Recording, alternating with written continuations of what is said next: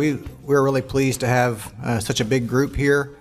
We have one special guest here who lives on this campus, and I wanted to ask Commissioner Johnson if he would be willing to come up and just give a welcome. I know that this group is really important to the Department of Agriculture and to Commissioner Johnson as well.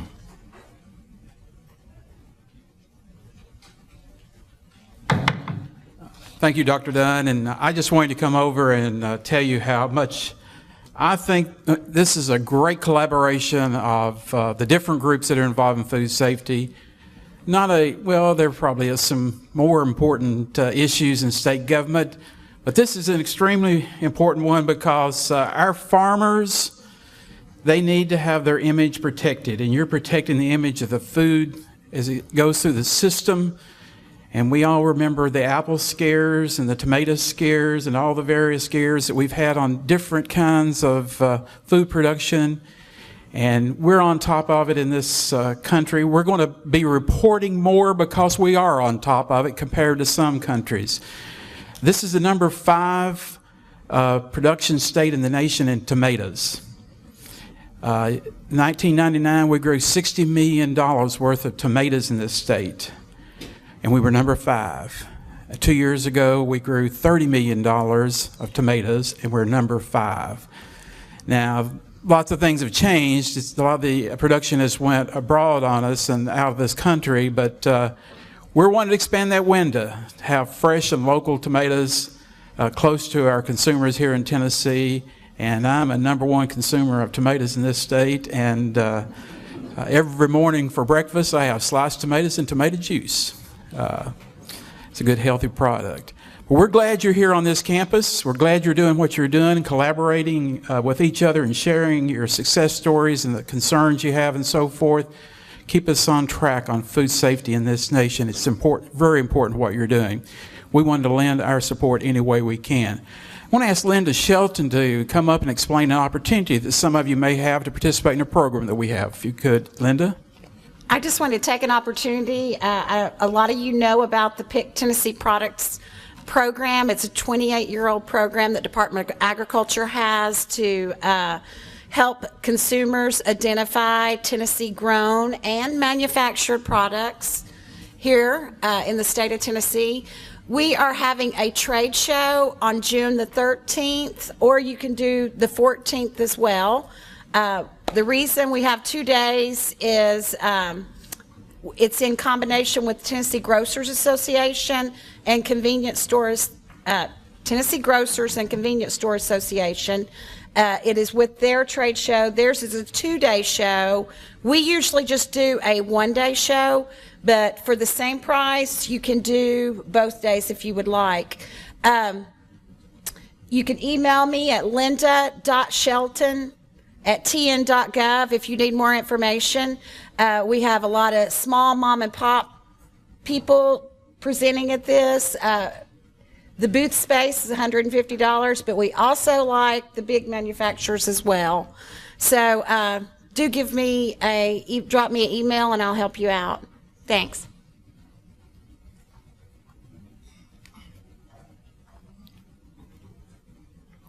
All right, thank you, Commissioner Johnson. And we appreciate the support of TDA, and a number of our task force members are from the Department of Agriculture and very active. So again, welcome to the day, and I just wanted to see a show of hands. How many have been to one of our annual seminars in the past? So I'd say it's maybe half the room. So welcome back to those that have been before, and we especially want to welcome the folks that have not been to one of our seminars or don't know about the Food Safety Task Force. So part of my role this morning is just to talk a bit about the task force and some of our initiatives and kind of how we fit into the context, why we exist, and why you might want to consider being a part of the Food Safety Task Force. So logistically for today, you should have an agenda in front of you. We're going to take some breaks. We have some great snacks, as we always do, and great sponsorship and donations to make that possible. We'll break for lunch at noon. Uncle Bud's is going to be catering. So there's fried catfishes, which that's what I'll be having, is the fried catfish. But there also are some chicken dishes, and there are salads as well. Fried catfish is not what you'd like to have for lunch today. There's a restroom on the ground floor that you may have found. It's back to the left, handicap accessible. There are also restrooms. If you go to the back of the Ed Jones Auditorium and go up the stairwell, there's a men's and women's bathroom there. So I would ask that you silence your cell phones today. We know that the people that attend our conferences are busy professionals and have urgent things that come up, and we certainly recognize that and appreciate you being here and want you to be able to carry on your business.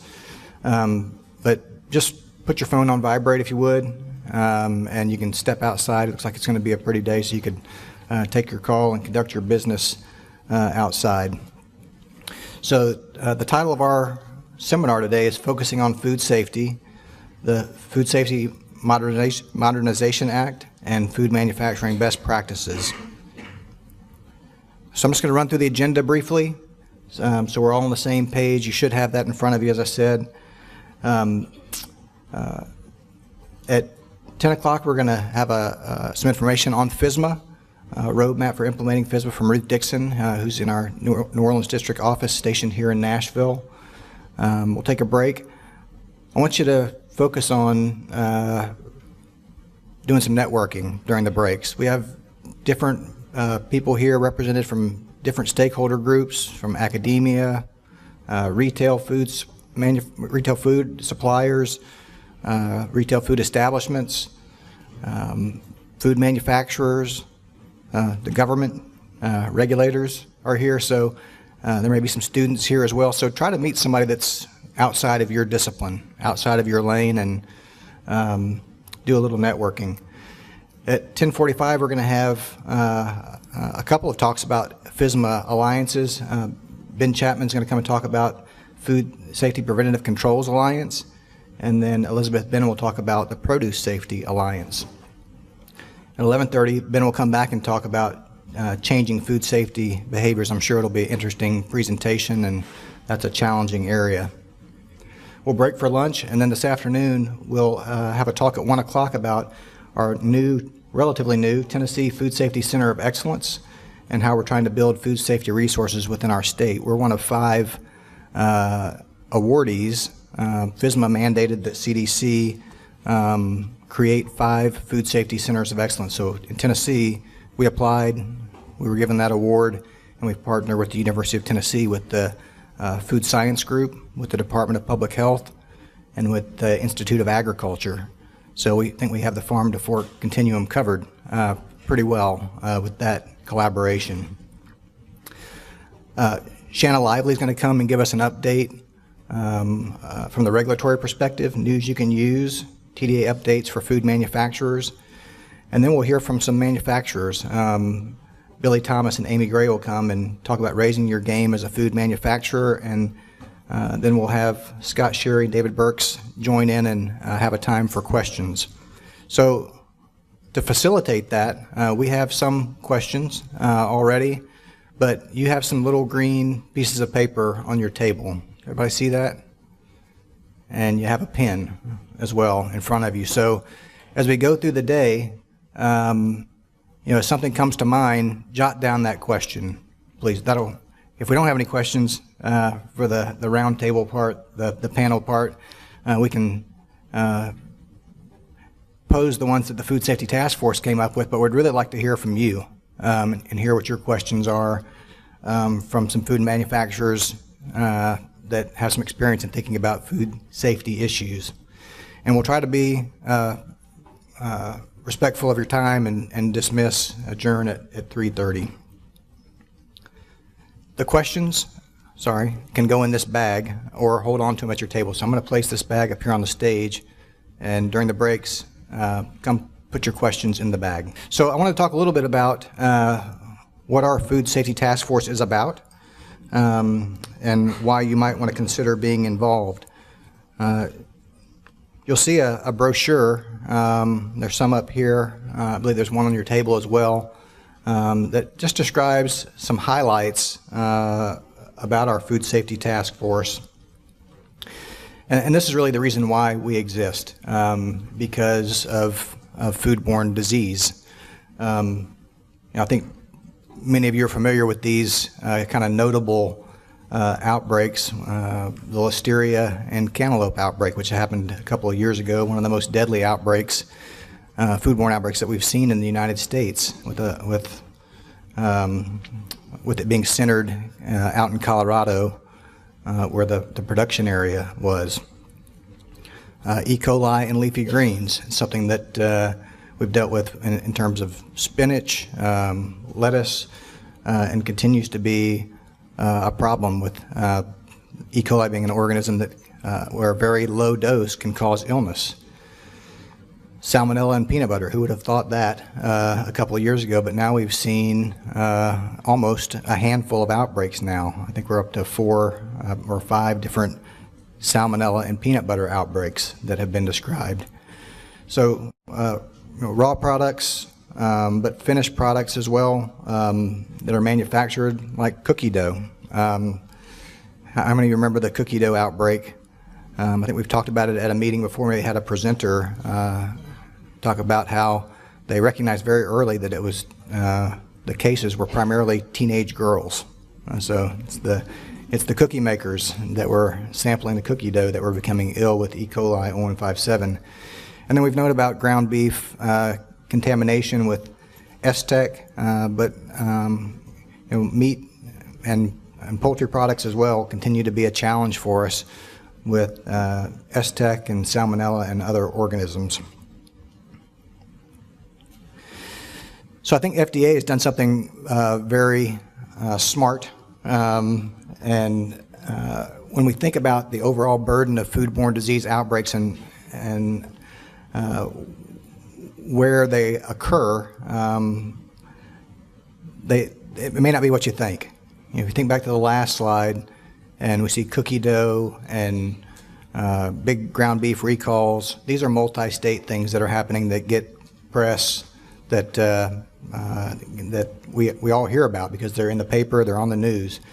But if you look at the overall number of outbreaks, and actually one of our EPIs in the room here did an analysis of the national data looking at foodborne disease outbreaks from during a 10-year period. There were over 11,000 outbreaks in the big circle there, with over 250,000 illnesses occurring. But if you break it down by where those outbreaks occurred, did they involve multiple states or not? About 1% were multi-state outbreaks, 124, whereas over 11,000 were outbreaks in individual states. So this idea of putting resources into states, creating task forces to promote collaboration around food safety, I think this data would say it's a very good idea because most of the outbreaks occur locally. They occur in your communities, they occur in your counties, in your regions, or within Tennessee. This figure just shows the number of foodborne disease outbreaks that we've documented in Tennessee in the past up until last year, and we typically document around 25 or 30 foodborne disease outbreaks.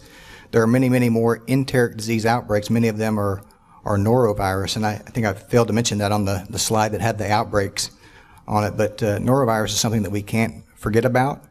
Many of those types of outbreaks, those viral gastronitis outbreaks, stomach flu, they occur in long-term care facilities in those types of settings, but people carry norovirus, and there are many foodborne outbreaks associated with norovirus because people contaminate the food. So certainly a huge food safety issue as we try to address all aspects of where the bugs come from. So I'm not going to show you a lot of data, but I did just want to highlight a couple of things. Tennessee is one of 10 states in the U.S. that participate with CDC in a program called FoodNet, where we do some enhanced surveillance looking for foodborne pathogens, trying to identify outbreaks, and it really helps us look at the burden of illness. So we'll just maybe focus on the first couple of lines there. I mean, if you look at Campylobacter, for example, in 2012, in these 10 sites around the U.S., which we hope are representative of the country in terms of the trends, there were about 6,700 Campylobacter cases. About 1,000 of those required hospitalization, and 6 people died. So you could do that for each pathogen, and there are different aspects of each pathogen depending on their virulence or the population that they would be most likely to infect.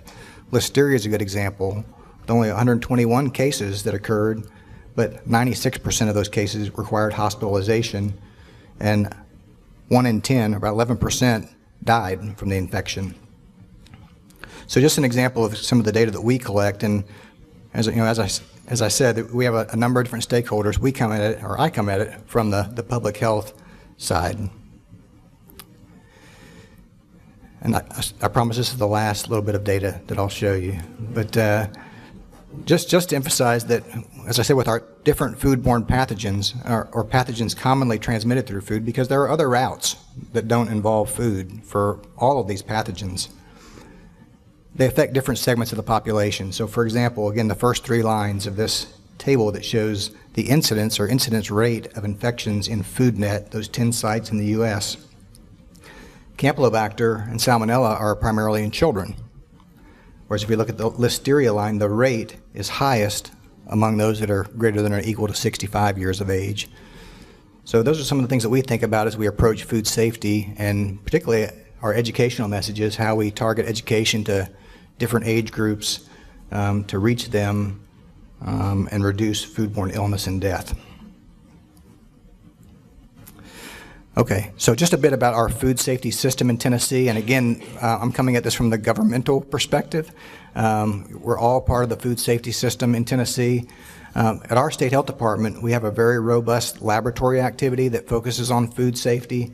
We do about 1.3 million tests per year, and these include things that are specific for food safety and foodborne disease investigation. We use PulseNet. Some of you may have heard of that PFGE technique to link up infections from around the country.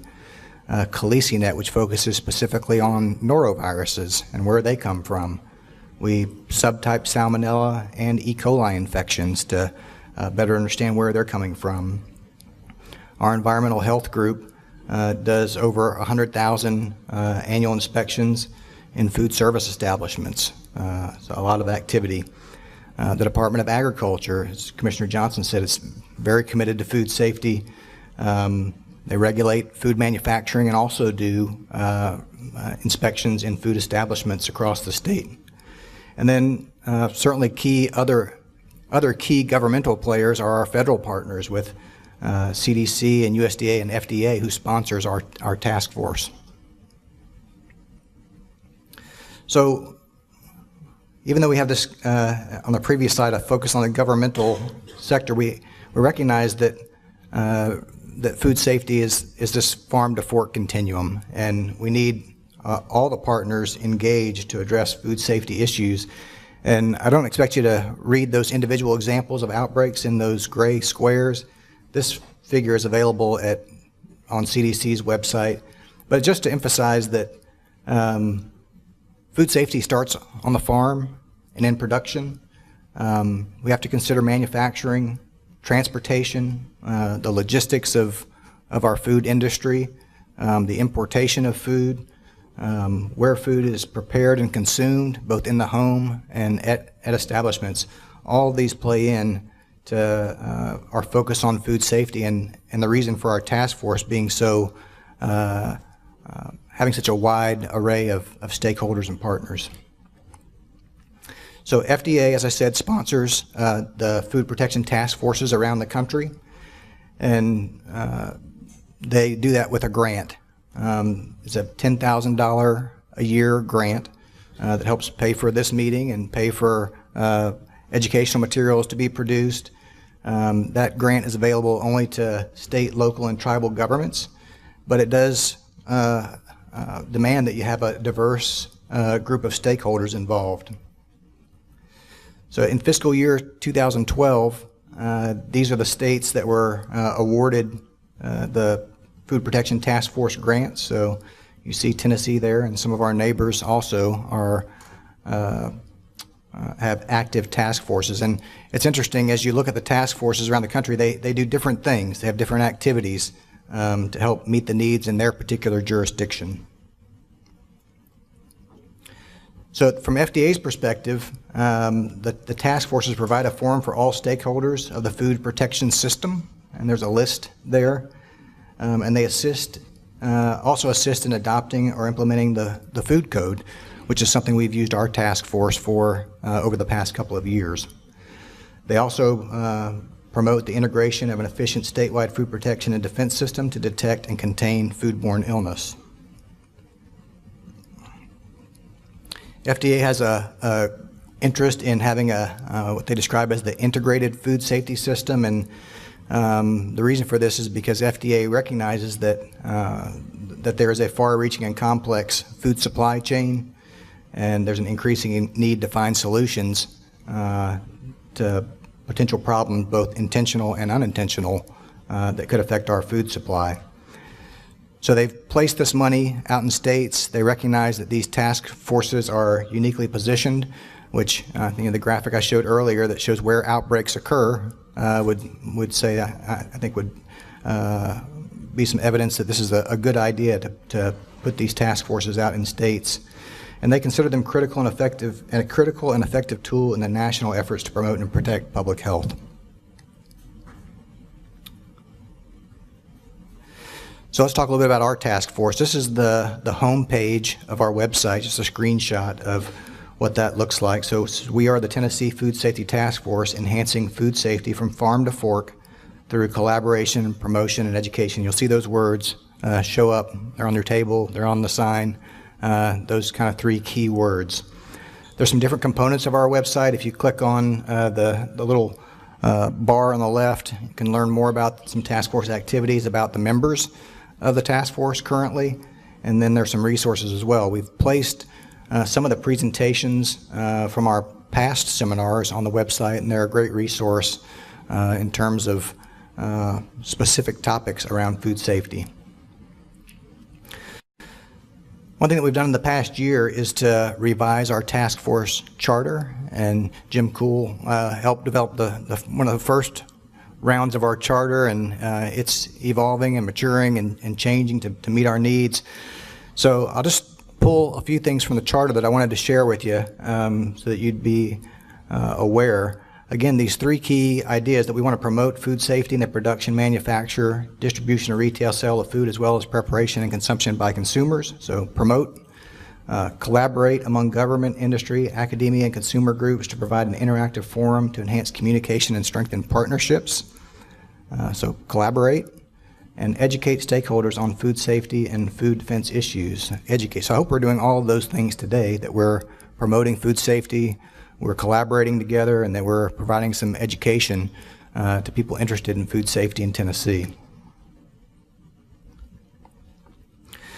Something that has changed in our charter this year is that we now have a general membership category. The previous charter, we had a core group of about 25 to 30 folks that have been engaged for almost a decade around this food safety task force. We now have a general membership category. It's open to individuals representing a broad spectrum of the Tennessee's food infrastructure. So there's no limit to the number of general members that we have, and there's also no fees or membership dues collected from general members. So we want to reach out, we want to get more engagement from people like you that are interested in food safety in Tennessee. We've kind of kept the structure of our executive board in place, where we have a chair, vice chair, Betsy Casante from Cracker Barrel. Our secretary is Sharon Hensley, who works in our office in the Tennessee Department of Health. And then Faith Kreitzer is our treasurer at the University of Tennessee in the Food Science Department. We're trying to keep this core nucleus of at least 7 representatives from government, industry, academia, and consumer groups. And we've installed some time limits, term limits, I guess, or time limits for the executive board, serving 2-year terms starting June 1st, and you can always re-up if you're interested in staying involved at the executive board level.